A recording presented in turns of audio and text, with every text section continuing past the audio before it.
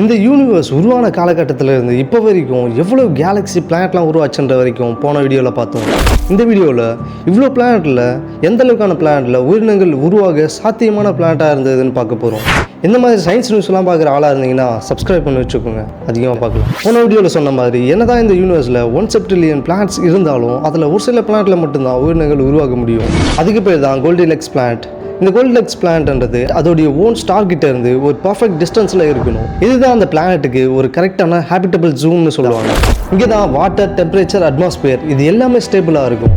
இதில் முக்கியமானது வாட்டர். ஏன்னா வாட்டர் இருந்தால் தான் டிஎன்ஏ, ஆர்என்ஏ, ப்ரோட்டீன், மாலிகுலர்ஸ் இது எல்லாமே இன்ட்ராக்ட் பண்ண முடியும். அப்போ தான் கெமிக்கல் ரியாக்ஷன் ஸ்மூத்தாக நடக்கும். இதனால தான் நாசா, இஸ்ரோ போன்ற ஸ்பேஸ் ரிசர்ச் ஆர்கனைசேஷன்ஸ் எந்த ஒரு பிளானட்டை முதல்ல ஆராய்ச்சி பண்ணும்போதும் அதில் வாட்டர் இருக்கான்னு முக்கியமாக பார்ப்பாங்க. டெம்பரேச்சர், நான் போன வீடியோவில் சொன்ன மாதிரி ஒரு பயோமாலிகுலஸ், அதாவது டிஎன்ஏ, ஆர்என்ஏ இது ஒரு கரெக்டான டெம்பரேச்சர் ரேஞ்சில் இருக்கும் போது தான் அது ஸ்டேபிளாக இருக்கும். இதுவே ரொம்ப ஹீட்டாக இருந்ததுன்னா அதோடைய பாண்டிங் கொலாப்ஸ் ஆகலாம், இல்லைனா அந்த செல்லு அழிஞ்சு போகலாம். ஸோ அந்த டெம்பரேச்சர்ன்றது கரெக்டாக இருக்கணும். இன்னொரு முக்கியமான விஷயம் அட்மாஸ்பியர். அந்த பிளானட்டுக்கு அட்மாஸ்பியர்னு ஒன்று இல்லைன்னா அதோடைய ஓன் ஸ்டார், அதாவது நம்மளுக்கு சூரியன் இருக்க மாதிரி இதிலிருந்து வெளிப்படுற ஆல்ஃபா, பீட்டா, காமா, யூவிரேஸ் இதெல்லாமே அந்த பிளானட்டில் இருக்க பயோ ஆர்கனிசம்ஸை அழிச்சிடும். ஸோ இதெல்லாம் கரெக்டாக இருந்தால் தான் அந்த பிளானட்டில் ஒரு உயிரினம் எவால்வ் ஆக முடியும்.